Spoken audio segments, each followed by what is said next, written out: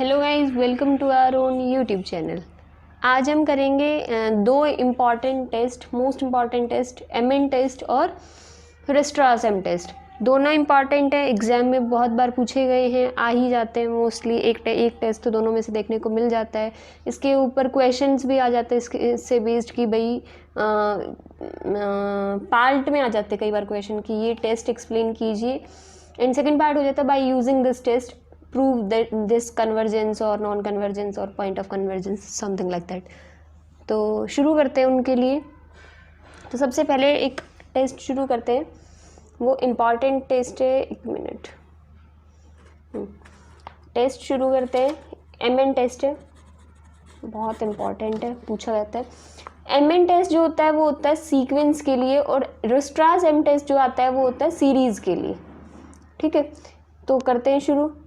अगर F N जो है वो कोई भी एक सीक्वेंस है फंक्शंस की, जहाँ पे एफ एन एक्स जो है उसकी लिमिट जो है वो क्या है, F X, X belongs to A B. और एम एन जो है, एम एन टेस्ट है, तो एम एन क्या है, वो जो limit F N X minus F X जब तुम निकालते हो, उसका जो सुप्रीमम आता है, मैक्सिमम वैल्यू होती है, वो होती है एम एन, वो है एम एन, उसका नाम है एम एन। तो अब क्या क्वेश्चन, अब प्रूव क्या करना है कि अगर एफ एन जो है वो एफ पे यूनिफॉर्मली कन्वर्ज कर रहा है, कब, अगर एन टेंडिंग टू इन्फिनिटी पे एम एन ज़ीरो है, और अगर वो यूनिफॉर्मली कन्वर्ज कर रहा है तो एन टेंडिंग टू इन्फिनिटी पे एम एन जो वो ज़ीरो को कन्वर्ज करेगा। इफ़ एंड ऑन लीफ की कंडीशन है कि अगर ये चीज़ है तो वो यूनिफॉर्मली कन्वर्ज करेगा, और अगर वो यूनिफॉर्मली कन्वर्ज कर रहा है तो एम एन ज़ीरो को टेंड करेगा, वो सुप्रीमम, अगर एन जो है इन्फिनिटी को टेंड करता है तो। ठीक है, तो शुरू करते हैं। सबसे पहले ये लेट करके चलते हैं कि एफ एन जो वो एफ को कन्वर्ज कर रहा है यूनिफॉर्मली, और ये प्रूव कर देंगे कि एम एन जो वो ज़ीरो को कन्वर्ज करेगा। देखो, एफ एन एफ को यूनिफॉर्मली कन्वर्ज कर रहा है, डेफिनेशन लगाओ कि एप्सिलॉन के लिए एक पॉजिटिव इंटीजर एन मिलेगा सच दैट दिस। ठीक है, डेफिनेशन है। अगर F N X minus F X का मोड एप्सिलॉन से छोटा है तो वो हर वैल्यू जो है वो एप्सिलॉन से छोटी आएगी। इसमें से जो सबसे बड़ी वैल्यू भी होगी वो भी एप्सिलॉन से छोटी होगी। तो इनका मैक्सिमम हमने कह दिया कि वो उसका नाम हमने पहले ही क्वेश्चन में बता रखा, वो है एम एन। तो एम एन जो है वो ये है। अब ये अगर इतना जो है वो एप्सिलॉन से छोटा है तो उसकी कितनी भी मैक्सिमम वैल्यू आ जाए, मान लो सुप्रीमम, उसका सुप्रीमम मान लो उसकी सबसे बड़ी वैल्यू एम एन है, तो वो एम एन भी एप्सिलॉन से तो छोटी ही होगी। तो एम एन जो है वो एप्सिलॉन से छोटी है for all N greater than equals to N. ठीक है, तो इसमें कन्वर्जेंस की डेफिनेशन दिख ही रही है कि भाई इसका मतलब क्या हुआ कि एम एन जो वो ज़ीरो को टेंड कर रही है, क्योंकि हम इस एम एन जो है अगर लेस देन एप्सिलॉन, इसको ये भी तो लिख सकते हैं M N minus zero is less than epsilon. ठीक है, तो इसका मतलब एम एन की लिमिट क्या है, ज़ीरो। तो एम एन ज़ीरो को टेंड कर रही है as N tending to infinity.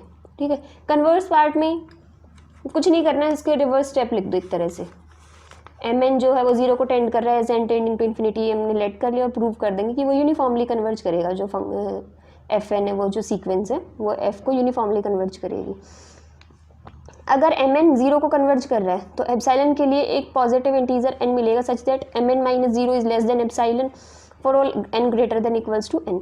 M N की वैल्यू पुट की, अगर सबसे बड़ी वैल्यू जो है वो एप्सिलॉन से छोटी है तो बाकी उससे छोटी जो भी होंगी वो तो सारी छोटी होनी है। अगर मैं कहूँ 1 2 3 4, तो 4 इसका सुप्रीमम है। अगर 4 ही एप्सिलॉन से छोटा है तो ये तो छोटे होंगे ही होंगे। ठीक है, तो सुप्रीमम ही छोटा है तो ये तो होंगे ही होंगे। तो एफ एन जो है वो यूनिफॉर्मली कन्वर्ज कर रहा है ए बी को। एक एग्जांपल बता देती हूँ, क्वेश्चन ऐसे ही आता है कि फर्स्ट पार्ट में कह देते हैं state and prove M N test, तो स्टेटमेंट भी याद होनी चाहिए। ये नहीं है कि आपको एम एन टेस्ट की स्टेटमेंट लिखी मिलेगी और आपको प्रूव करना होगा, नहीं, आपको स्टेटमेंट भी लिखनी होगी और प्रूफ भी करना होगा। तो एक एग्जाम्पल देखते हैं क्वेश्चन, फिर सेकंड जो पार्ट आता है उसमें इस तरह की बजाय ये लिखा होता है आगे यूजिंग एम एन टेस्ट। ठीक है, और अगर नहीं भी लिखा और फर्स्ट पार्ट में एम एन टेस्ट पूछ रखा और सेकंड पार्ट में ये प्रूव करना है तो किसी भी मेथड से नहीं करके आना होता है। फर्स्ट पार्ट में जब एम एन टेस्ट पूछ लिया है तो इसका मतलब सेकंड पार्ट में जो भी क्वेश्चन पूछ रखा है वो फर्स्ट पार्ट यूज़ करके ही करना है। और अगर कोई क्वेश्चन ही अलग है, उस पार्ट में नहीं है, उस क्वेश्चन के पार्ट से अलग है, ये बस ये क्वेश्चन अलग से है, तो आप कोई भी मेथड लगा सकते हो। जनरली जो मैंने लास्ट उसमें कितने सारे एग्जांपल्स करा रखे, उसमें कहीं एम एन टेस्ट यूज़ करके नहीं करा रखा, मैंने सिंपल यूनिफॉर्म कन्वर्जेंस की डेफिनेशन से करा रखा है। ठीक है, ये क्वेश्चन आपको मैंने लास्ट टाइम कराया था, वही सेम क्वेश्चन अब करा रही हूँ, लेकिन अब एम एन टेस्ट लगा के करवाऊंगी जब यूनिफॉर्म कन्वर्जेंस की डेफिनेशन से कराया था।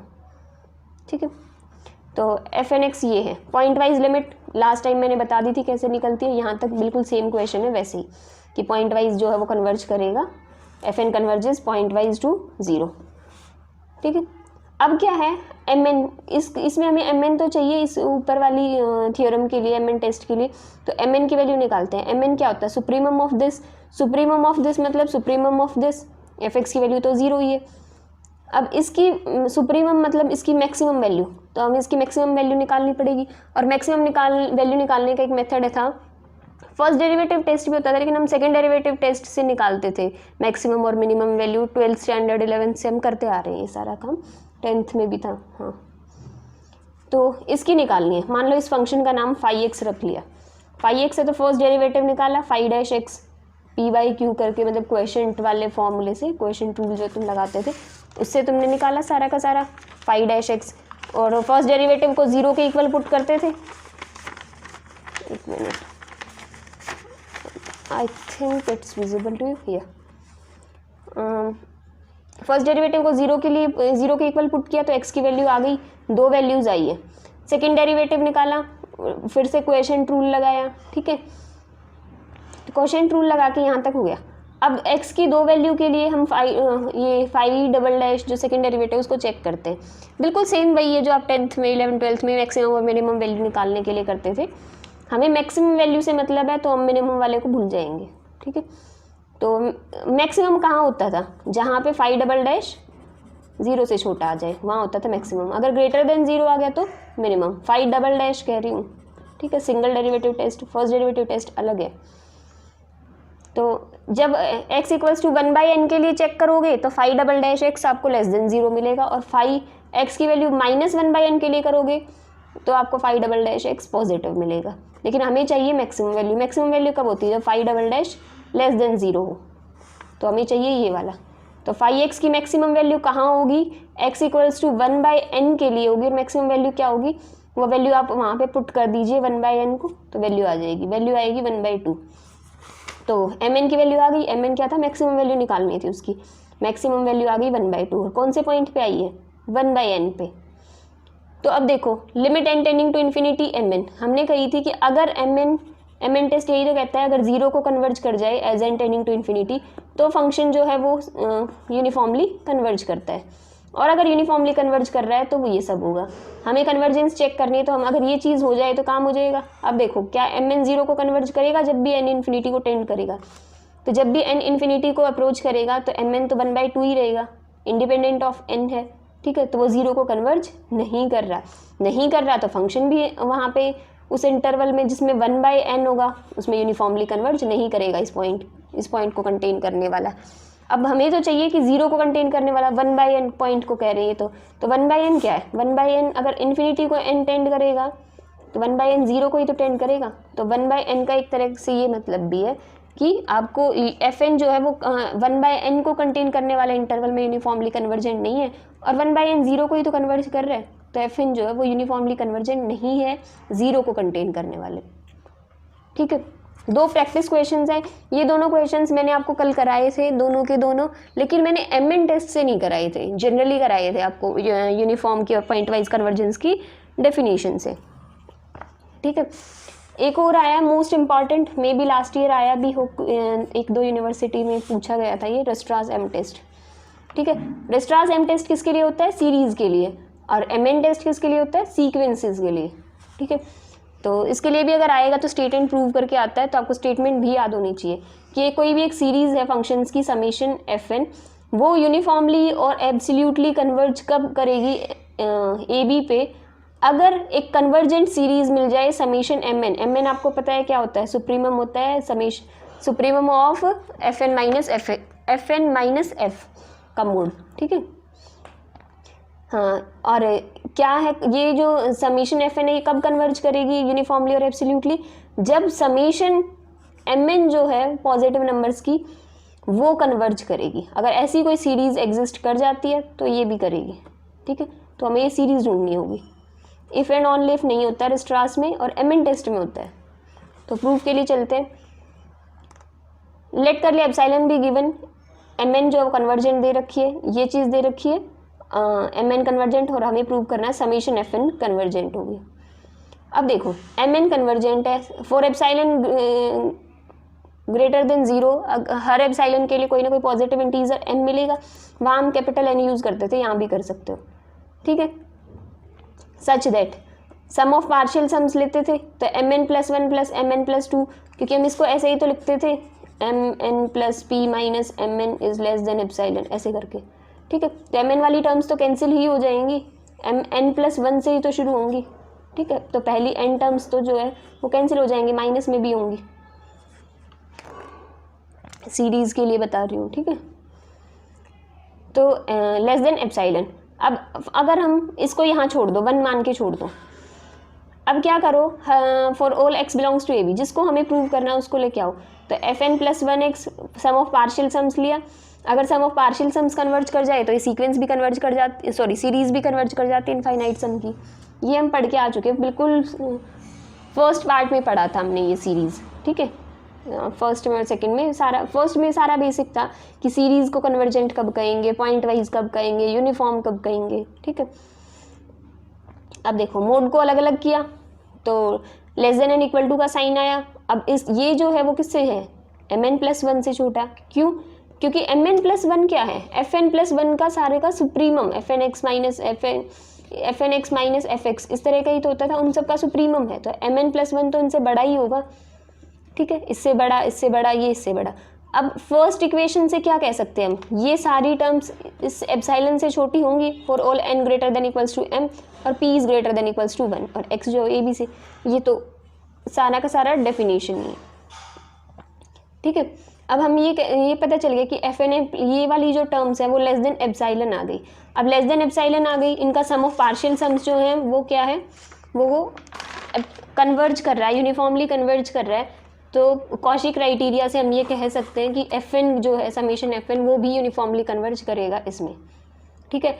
ये यूनिफॉर्मली कन्वर्ज हमने कह दिया, अब हम कहेंगे कि एब्सोल्यूटली भी करेगा, क्योंकि हमने पीछे देख लिया कि ये सारी की सारी टर्म्स भी एप्सिलॉन से छोटे हैं, तो इनकी एब्सोल्यूट वैल्यू भी अगर हैं तो वो एब्सोल्यूटली भी कन्वर्ज करेगा, ठीक है। लेकिन जैसे एम एन टेस्ट का कन्वर्ज ट्रू होता है कि अगर एम एन 0 को कन्वर्ज करता था as N tending to infinity, तो एफ एन एफ को कन्वर्ज करता था, लेकिन रिस्ट्रास एम टेस्ट में ऐसा नहीं है, उसका कन्वर्स बिल्कुल ट्रू नहीं होता, कि ये ज़रूरी नहीं है कि अगर सीरीज़ जो है वो यूनिफॉर्मली और एब्सोल्युटली कन्वर्ज करे तो एम एन जो है वो भी कन्वर्ज करे, नहीं, एम एन कन्वर्ज कर रहा है तो ये कन्वर्ज करेगी, ये ज़रूरी है।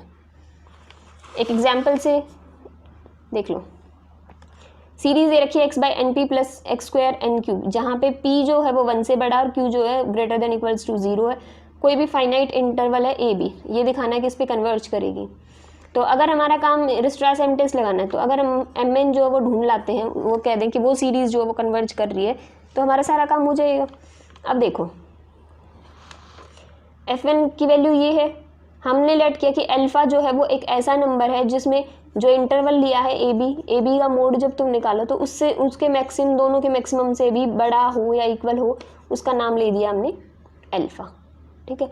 अब इससे अगर हमें इसका सुप्रीमम निकाल लें, तो अगर हमें इससे बड़ी वैल्यू मिल जाए उसका नाम एम एन कह लेते हैं, तो अगर ये एम एन कन्वर्ज कर जाए तो हम ये कहेंगे कि ये भी कन्वर्ज कर जाएगी, ठीक है, रिस्ट्रास एम टेस्ट से।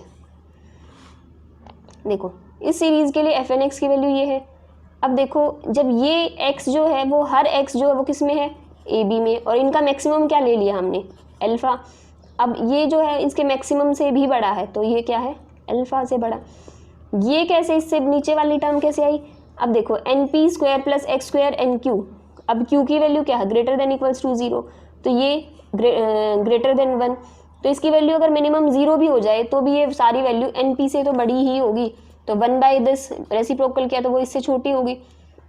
तो दोनों को कंबाइन कर रखा है, इन दोनों बातों को, तो क्या हो जाएगा, दोनों साइड अगर तुम एक्स जो है वो किससे बड़ा है, अल्फ़ा से, तो एक साथ हो गया इस चीज़ को अगर हम देखें तो, ठीक है। अब देखो ये क्या है, सीरीज़ एन पी टेस्ट से कन्वर्ज कर रही है, for P is greater than equals to 1/NP लेते थे ना, एन पी सीरीज़ जो होती थी, जो हम ग्रेजुएशन में पढ़ के आते, तो ये सीरीज़ पी ग्रेटर देन 1 के लिए कन्वर्ज करेगी।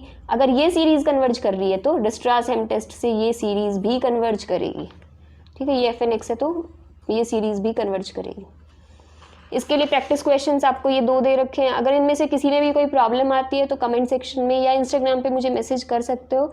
मैं आपको नेक्स्ट वीडियो में इनके प्रॉपर सोल्यूशन प्रोवाइड करा दूंगी। अगर किसी में भी कोई भी प्रॉब्लम आ रहा है या कोई भी क्वेश्चन पर्टिकुलर सॉल्व नहीं हो रहा है तो मैं आपको ये कराऊंगी। नेक्स्ट टाइम हम जो है वो कन्वर्जेंस की, यूनिफॉर्म कन्वर्जेंस की लिमिट वगैरह की इंपॉर्टेंट थ्योरम्स करेंगे। आज के दोनों टेस्ट मोस्ट इम्पॉर्टेंट हैं, बहुत इंपॉर्टेंट है, आते हैं एग्जाम्स में, क्वेश्चंस भी आते हैं इनके बेस पे। तो ये जो प्रैक्टिस क्वेश्चंस जो मैं दे देती हूँ उनको साथ साथ कर लिया करो, ठीक है। ये आए हुए होते हैं ये क्वेश्चंस। सो आज के लिए इतना ही रखते हैं। Thank you guys for watching my video. If you like it please like, share and subscribe my channel. If you have any doubt, any problem, you can message me on Instagram or can ask your doubt in the comment section also. So thank you guys.